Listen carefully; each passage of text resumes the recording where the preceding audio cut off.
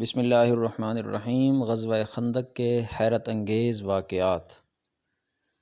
عمرو کے وار سے حضرت علی رضی اللہ تعالیٰ عنہ کی پیشانی سے خون بہہ نکلا، مگر انہوں نے فوراً جوابی حملہ کیا۔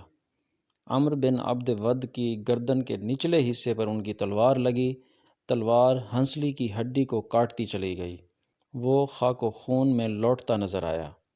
مسلمانوں نے اللہ اکبر کا نعرہ بلند کیا۔ آپ صلی اللہ علیہ وسلم نے یہ نعرہ سنا تو جان لیا کہ حضرت علی رضی اللہ تعالیٰ عنہ نے عمرو کو قتل کر دیا ہے۔ اس کے گرتے ہی جو لوگ اس کے ساتھ آئے ہوئے تھے واپس بھاگے۔ حضرت زبیر رضی اللہ تعالیٰ عنہ نے ان کا پیچھا کیا اور بھاگتے ہوئے ایک کافر پر تلوار کا وار کیا، وہ دو ٹکڑے ہو گیا۔ حضرت زبیر کی تلوار اس کے سر سے ہوتی ہوئی کولہے تک پہنچی۔ اس پر بعض مسلمانوں نے حضرت زبیر رضی اللہ تعالیٰ عنہ سے کہا، اے ابا عبداللہ، ہم نے تمہاری تلوار جیسی کاٹ کسی کی نہیں دیکھی۔ اللہ کی قسم، یہ تلوار کا نہیں، تلوار چلانے والے کا کمال ہے۔ تمام دن جنگ ہوتی رہی، خندق کے ہر حصے پر لڑائی جاری رہی۔ اس وجہ سے آپ صلی اللہ علیہ وسلم اور کوئی مسلمان بھی ظہر سے عشاء تک کوئی نماز نہ پڑھ سکا۔ اس صورتحال کی وجہ سے مسلمان بار بار کہتے رہے، ہم نماز نہیں پڑھ سکے۔ یہ سن کر حضور اکرم صلی اللہ علیہ وسلم فرماتے، نہ ہی میں پڑھ سکا۔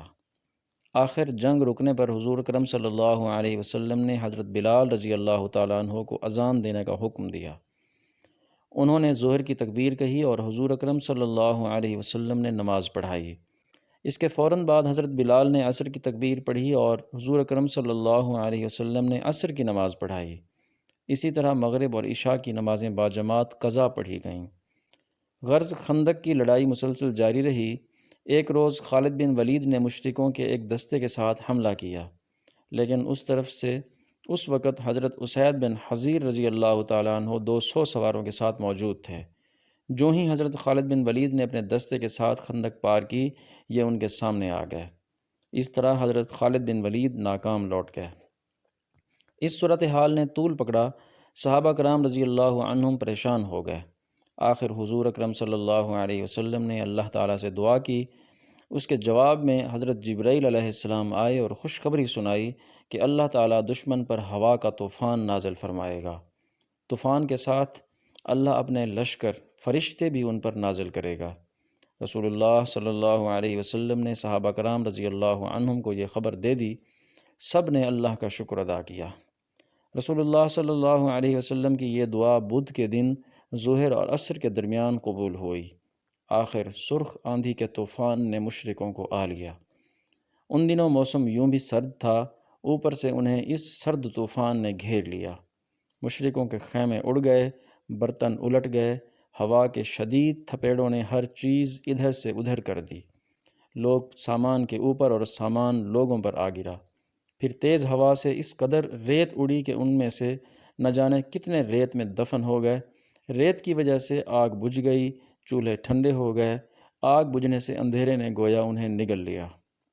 یہ اللہ کا عذاب تھا جو فرشتوں نے ان پر نازل کیا۔ وہ درہم برہم ہو گئے۔ اللہ تعالیٰ ارشاد فرماتے ہیں، پھر ہم نے ان پر ایک آندھی اور ایسی فوج بھیجی جو تمہیں دکھائی نہیں دیتی تھی، اور اللہ تعالیٰ تمہارے اعمال کو دیکھتے ہیں۔ سورۃ الاحزاب۔ جہاں تک فرشتوں کا تعلق ہے تو اس سلسلے میں اصل بات یہ ہے کہ انہوں نے خود جنگ میں شرکت نہیں کی، بلکہ اپنی موجودگی سے مشرکوں کے دلوں میں خوف اور رعب پیدا کر دیا۔ اور اس رات جو ہوا چلی اس کا نام باد صبا ہے، یعنی وہ ہوا جو سخت سرد رات میں چلے۔ چنانچہ آپ صلی اللہ علیہ وسلم نے ارشاد فرمایا، باد صبا سے میری مدد کی گئی اور ہوائے زرد کے ذریعے اس قوم کو تباہ کیا گیا۔ ہوائے زرد نے مشرکوں کی آنکھوں میں گرد و غبار بھر دیا اور ان کی آنکھیں بند ہو گئیں۔ یہ طوفان بہت دیر تک اور مسلسل جاری رہا تھا۔ ساتھ ہی نبی اکرم صلی اللہ علیہ وسلم کو مشرکوں میں پھوٹ پڑنے کے بارے میں پتہ چلا۔ وہ ایسے کہ آپ صلی اللہ علیہ وسلم نے اعلان فرمایا تھا کہ کون ہے جو ہمیں دشمنوں کی خبر لا دے۔ اس پر سیدنا زبیر رضی اللہ تعالیٰ عنہ اٹھے اور عرض کیا، اللہ کے رسول، میں جاؤں گا۔ آپ صلی اللہ علیہ وسلم نے یہ سوال 3 مرتبہ دہرایا۔ تینوں مرتبہ زبیر رضی اللہ عنہ ہی بولے۔ آخر آپ صلی اللہ علیہ وسلم نے ارشاد فرمایا، ہر نبی کے حواری یعنی مددگار ہوتے ہیں، میرے حواری زبیر ہیں۔ پھر آپ صلی اللہ علیہ وسلم نے حضرت حذیفہ بن یمان کو اس کام کے لیے روانہ فرمایا۔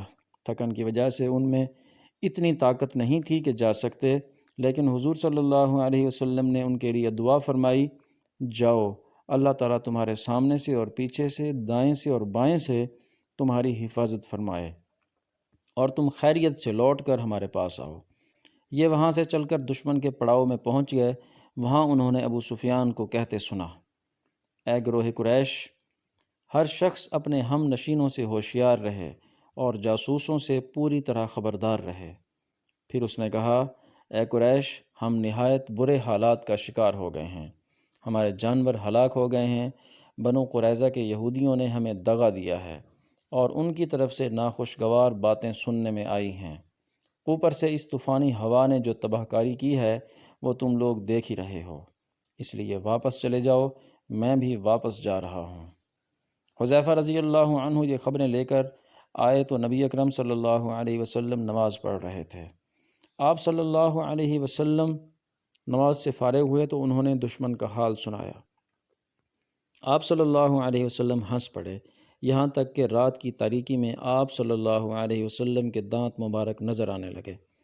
جب کفار کا لشکر مدینہ منورہ سے بدحواس ہو کر بھاگا، تب اللہ کے رسول صلی اللہ علیہ وسلم نے فرمایا، اب یہ آئندہ ہم پر حملہ آور نہیں ہوں گے، بلکہ ہم ان پر حملہ کریں گے۔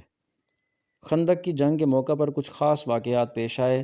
جب خندق کھودی جا رہی تھی تو اس دوران ایک صحابی بشیر بن سعد کی بیٹی ایک پیالے میں کچھ کھجوریں لائی۔ یہ کھجوریں وہ اپنے باپ اور ماموں کے لیے لائی تھی۔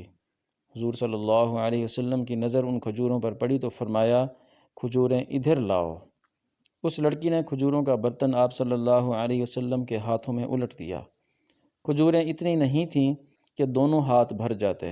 آپ صلی اللہ علیہ وسلم نے یہ دیکھ کر ایک کپڑا منگوایا، اس کو پھیلا کر بچھایا، پھر پاس کھڑے صحابی سے فرمایا، لوگوں کو آواز دو، دوڑ کر آئیں۔ چنانچہ سب ہی جلد آ گئے۔ آپ صلی اللہ علیہ وسلم اپنے ہاتھوں سے کھجوریں اس کپڑے پر گرانے لگے۔ سب لوگ اس پر سے اٹھا اٹھا کر کھاتے رہے۔ کھجوریں شروع کرنے سے پہلے سب لوگ بھوکے تھے۔ بھوک کی حالت میں ان سب نے یہ کھجوریں کھائیں۔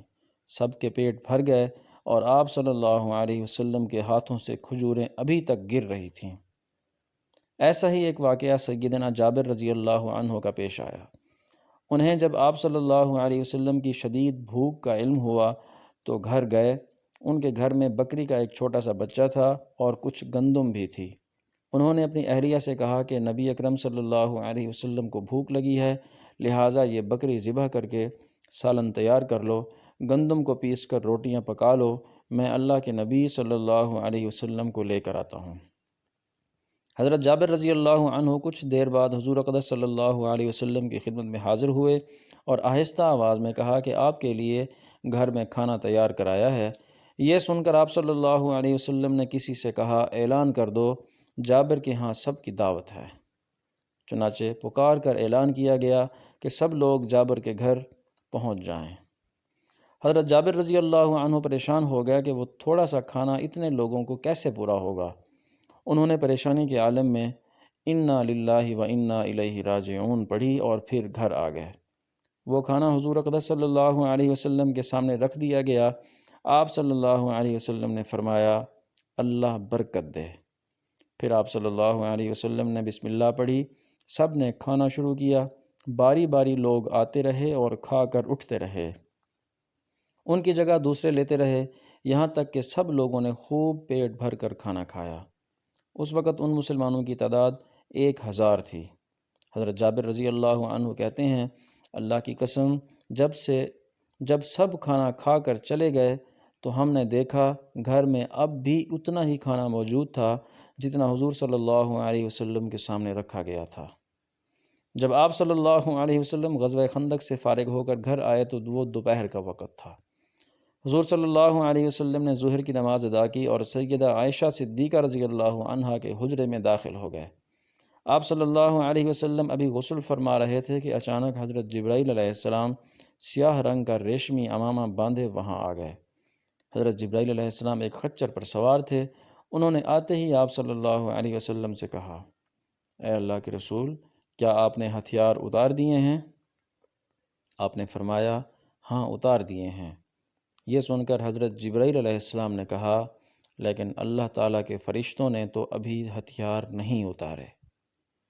سیرت کا یہ مبارک سلسلہ جاری ہے۔ آپ سے گزارش ہے کہ چینل کو سبسکرائب کریں، ویڈیو کو لائک کریں اور اسے دوستوں کو شیئر کریں۔ آپ کے تعاون کا شکریہ۔